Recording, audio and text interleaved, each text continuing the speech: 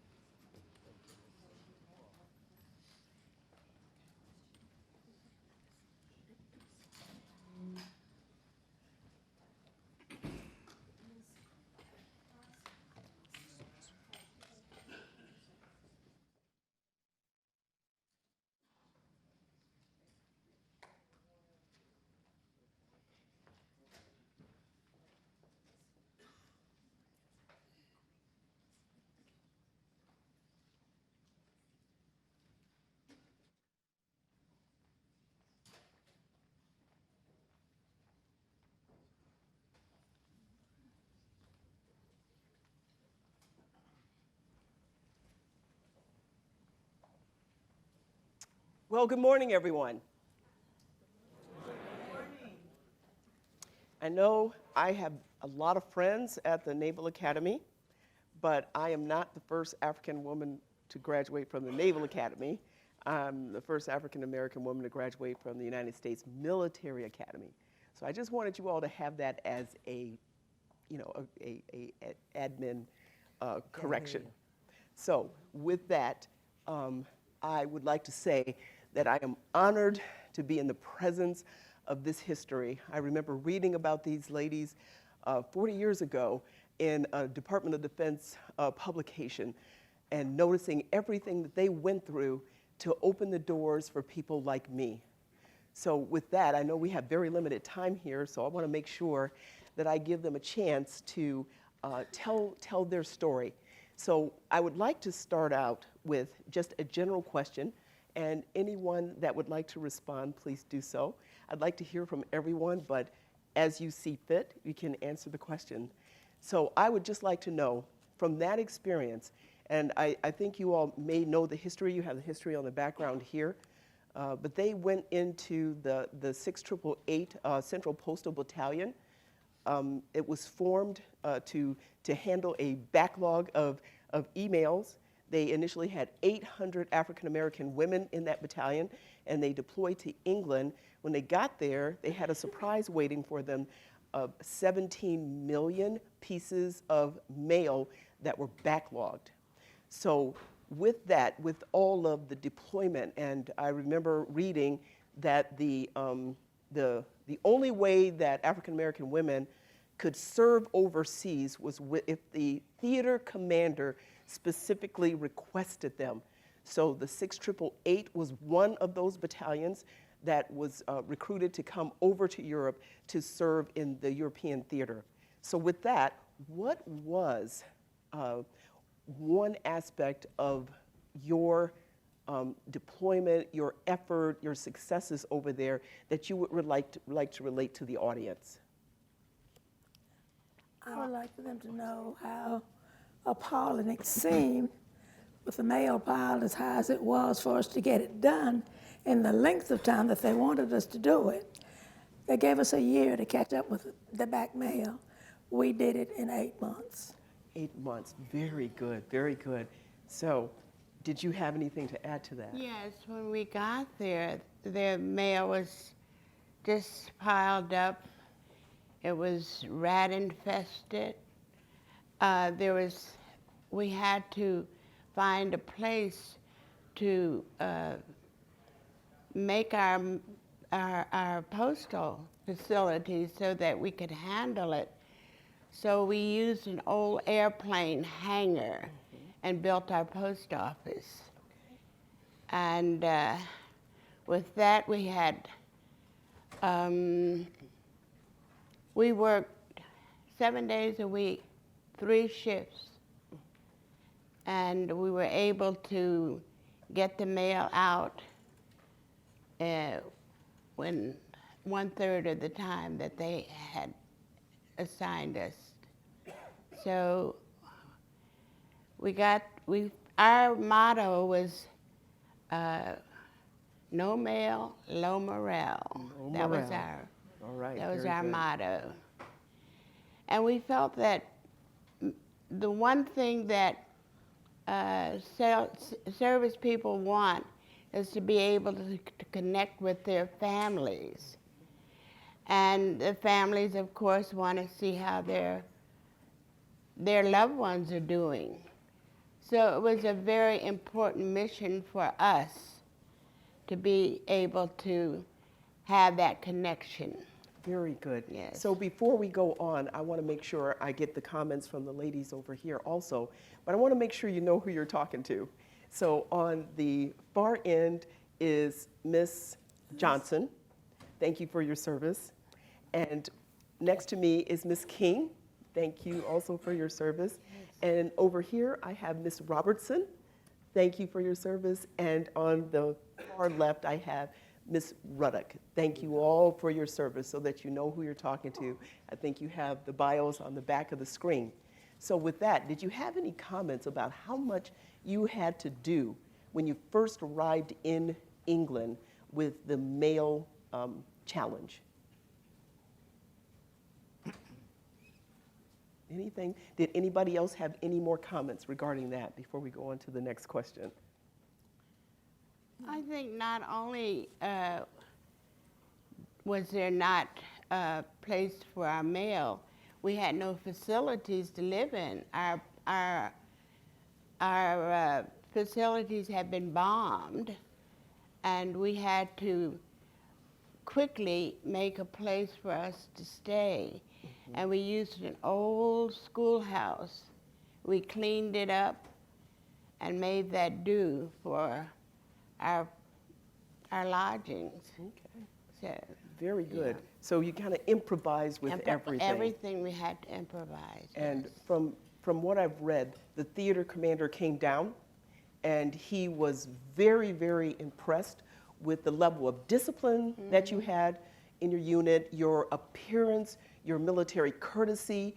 How did all of that come about? How did you know to do that? Were you emulating someone else that you saw? I mean, seriously, that kind of opened the doors for the rest of us because you guys set a standard for all African American women coming into service after that. So did you have any comments regarding that? You're in the Army. You do what you're told, you wear what you wear. All right. Period. You don't have any problems. And when you're enlisted, you do as you're told. You wear what's the garment of the day. And that was it. That wearing clothes was not a thing, okay? That's not a problem. That's away from it. You have a uniform, you wear it. The point is that you have a job to do, and you do the job, period. And I don't know what other questions you have, because I could go on forever, but you know. Yeah, I just remember I really appreciated when I saw the photos. I was new. I know anything about the military. When I was enlisted, but when I saw you all's photos and how sharp everyone looked with your uniforms and Oh, yeah. the shoes and everything, made me want to join. So, Yeah, well, you know, that when you're in uniform for dress parades or formal, right, okay? But you're working. You're there to do a pregnant, okay? right. And we had a job to do. So you wear fatigues or whatever's there, period. So clothes is not the point. The point is to get the daggone mail out. Get the mail out. All right, very good. So- And your motto was No mail, mail, low low morale. morale, yeah. All right, very good. Well- So what is one of the primary, the best, the most important lesson that you can share with our audience right now about maybe leadership, about hardship, about work ethic, anything like that, that you can share with our audience right now? Well, you were enlisted to do a job, and Stupid whatever questions. you were assigned, this is what you did. This is why you were there. So you can't go on just doing whatever you want to do. You came there to do this, to do your duty for the country. And of course, you had to follow the rules and regulations. And this is what we signed up for. Okay. So you had a very hard experience. You had to deploy to England, but then you also had to deploy from England to France. Yes. And you had all of that happen in a All very over. short amount of time. Can you tell me about the transition? How did you do that? And you had to have a huge work ethic to get that done and the hardships. Did you My guys dear- pull all-nighters? We are in the Army. You do what you're told. The Army has a method of doing it, okay? When we worked, we had 3 shifts, 3 shifts. all right? And we did what we were told. So therefore, I was a PFC, so I did what I was told. Therefore, we sorted the mail, we directed it to where it was supposed to go, and we did as we were told. And as I said, we worked at 3 shifts. So when you're doing that, and do the best you can, there's no question about it. You know, in the Army, you don't question anything. You do as you're told or else. Okay. So therefore, that was not a big problem. And this was something new to us, and we were pretty young. I was 19 when I went in. So that was it. And no problem. We did England, and then we went to Rouen, France, and then we went to Paris.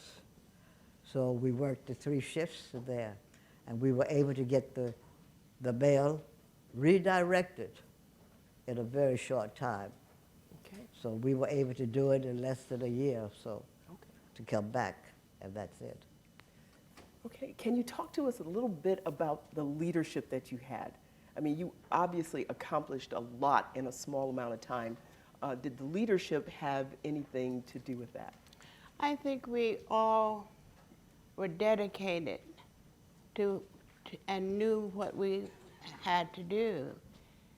We were told in the beginning that this was our job, so this is the way we had been trained.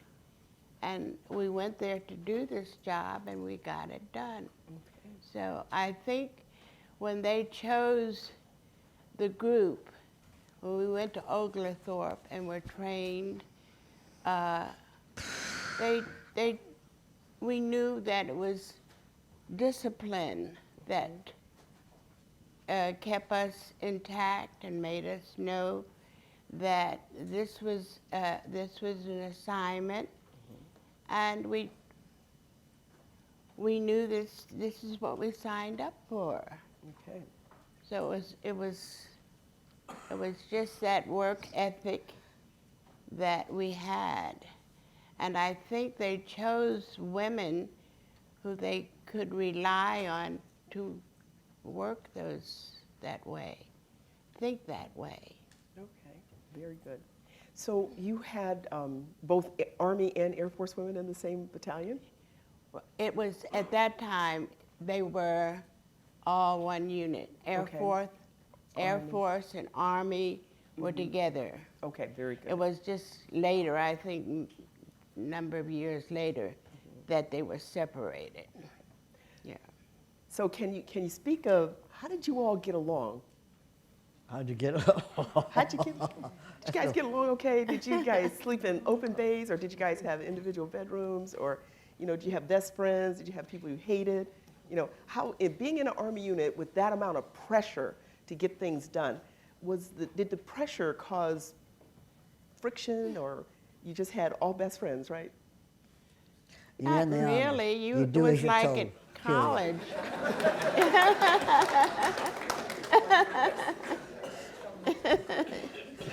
Yeah. It doesn't matter how you feel or what you think. You got a job to do it, and you do it. Okay, very good.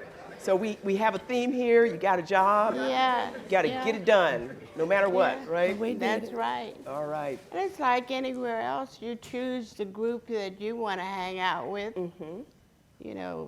We was a large battalion. You don't know everyone, but you're there for the same purpose. Right. And your leadership helps, to guide. But your little groups, what your assignment is, your discipline, and you do it.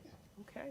That's it. And I think we went there with the attitude that we were there to do a job.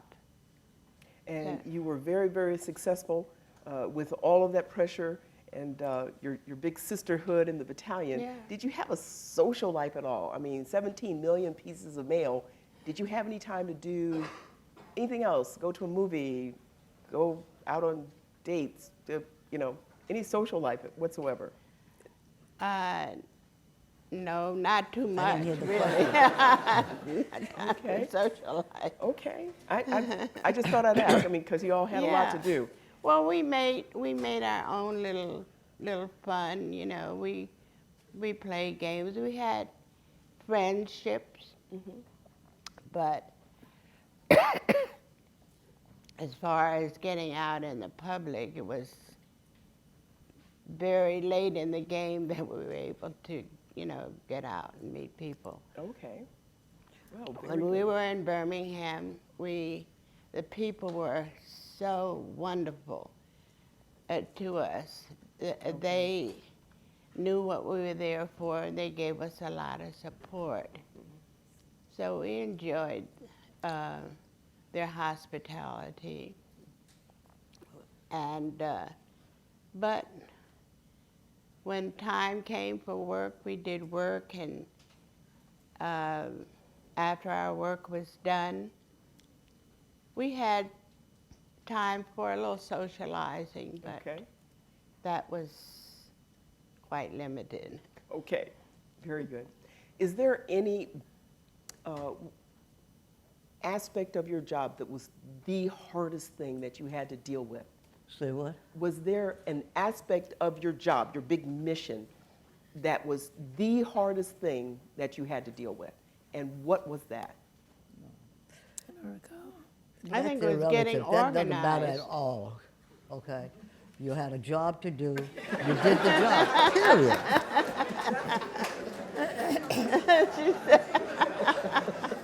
Okay. I'm sorry, but it doesn't matter, Okay.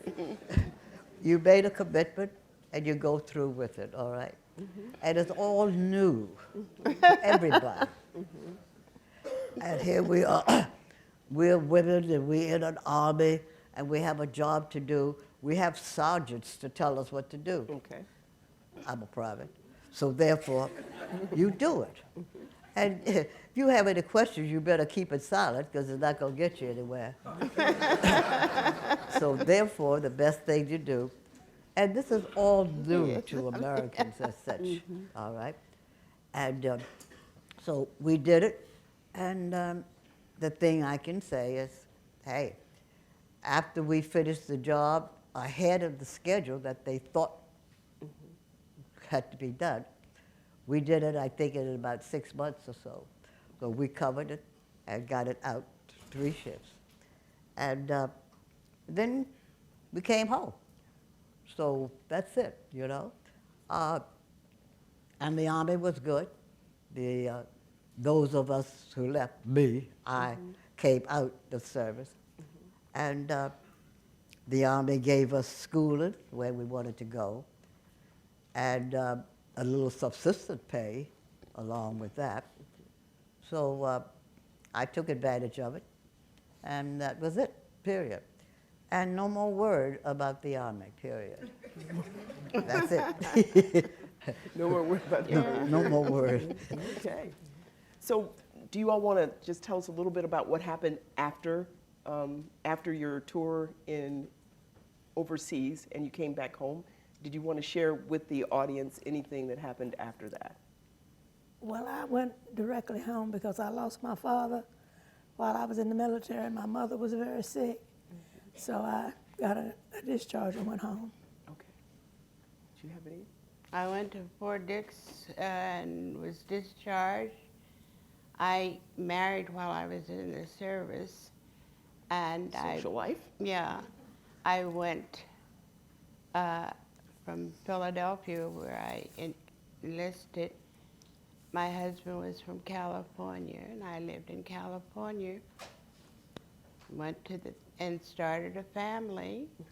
Went to school and became an RN, and had a family, and that was the end of it. All right. We never heard anything more about all of that was behind us until a gentleman by the name of Carlton Philpott thought that we deserved to be recognized.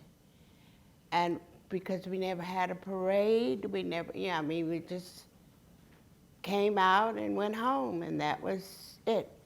Carlton Philpott thought we deserved some recognition. And he invited us after 75 years, just a few of us that are still remaining. We're all in our 90s. I'm 96. I don't know how she, but anyway. He thought we deserved a parade. And he invited us all to come to Kansas City. And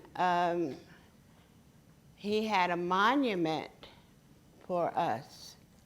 He said, these ladies deserve some recognition. They were over there in the 1st African American Battalion. They were very well disciplined. They did a service. And he thought that he would give us a parade, which he did. Not only that, he had a monument for us. He had the country, really, we wouldn't be here today if it wasn't for Mr. Philpott. He made the world aware of us. And for that, I really thank him, because we would have lived, just really unknown. And Carlton thought that these ladies deserve a parade. And so we had the parade we never had before. We are here because of him. Okay, let's go. Oh, I got this there. Go ahead. Well, Sorry about that. Huh? No? I'm here.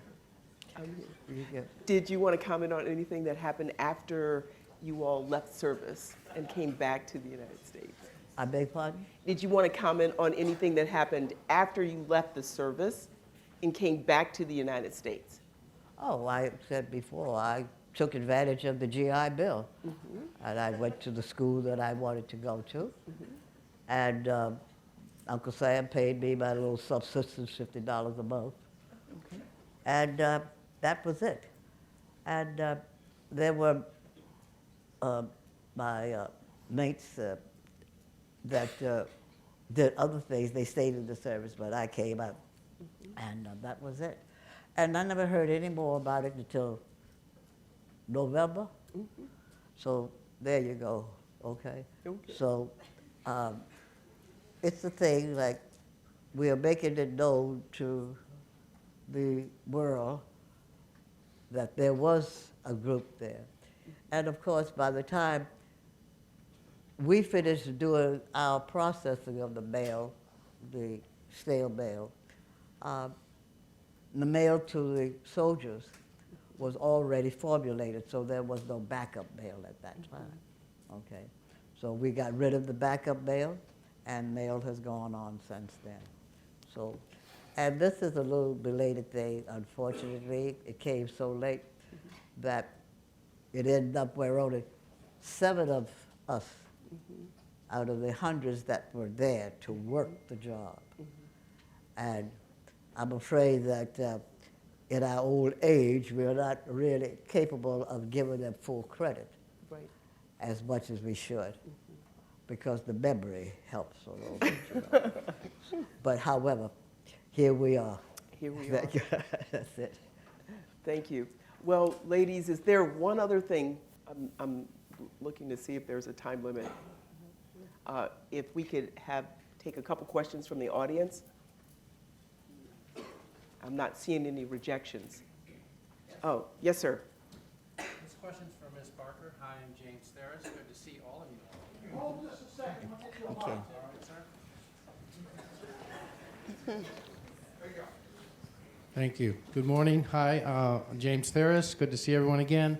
Ms. Barker, could you tell the audience in May of 2019 what happened at Winston-Salem State University? I received my teacher's degree. Well, no, I received it before then, but I got to march down the aisle because I was not able to march when I finished my 4 years college because I was teaching in Virginia, and my superintendent would not give me permission to leave. So I just taught for 32 years. Got my degree last summer. Last summer. Oh, my God.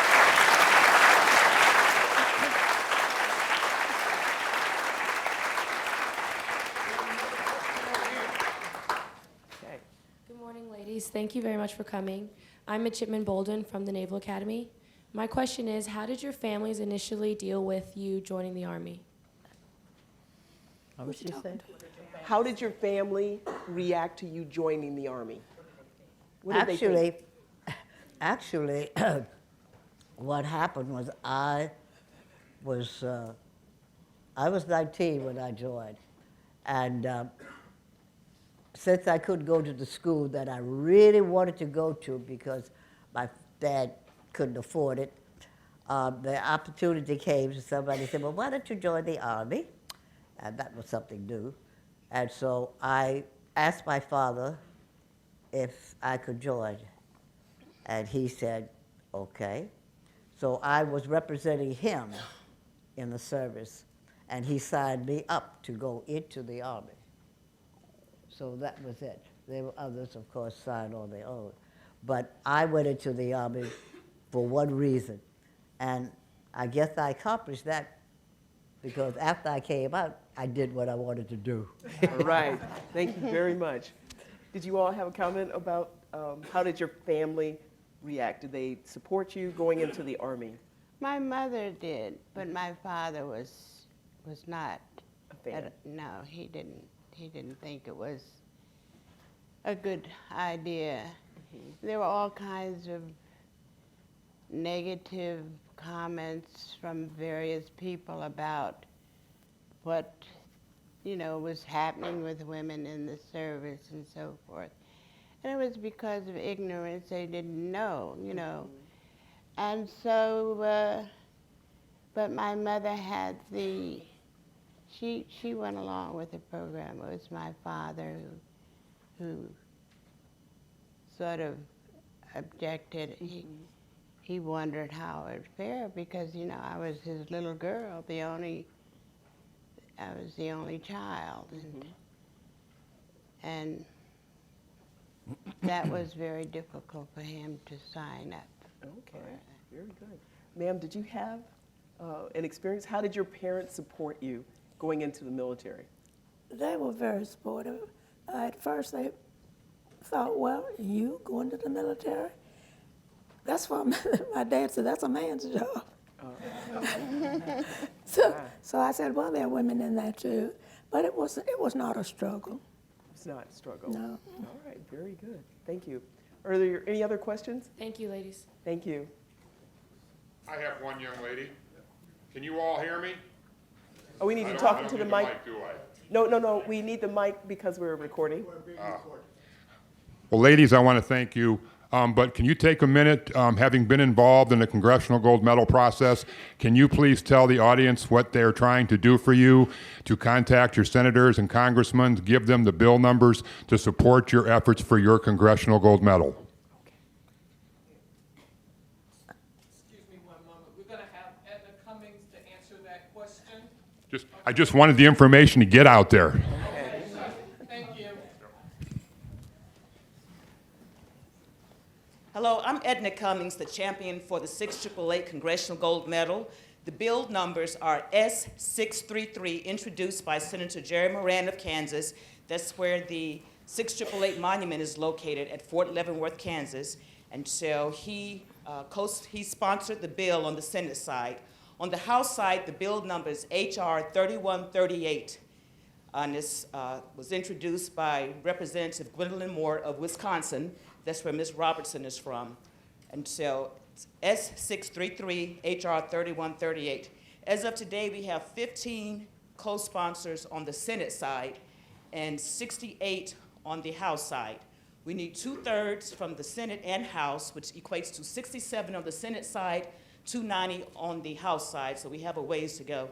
So I appreciate your support and appreciate the questions. Sir, did that answer your question about the Congressional Gold Medal? It does, young lady. Okay, thank you. And my name is Elizabeth Helm Fraser, and I am the other producer of the film. So we just want to thank you guys. Thank you for your service. Please come out and support this gold medal. But on behalf of these amazing ladies, I call them superstars, on behalf of all of them, we're going to present Major Locke with this poster that's signed by all of these women sitting there. And it is a documentary that was done by James Theris. He asked that question the first time. And it is simply called the 688. The 688. Make sure you get that. Don't let me have to use my Army voice, okay? So thank you, ma'am, very much. Sir. Thank you, thank you. Oh, you want me to take this? All of them. Whoa, thank you so much. Woo.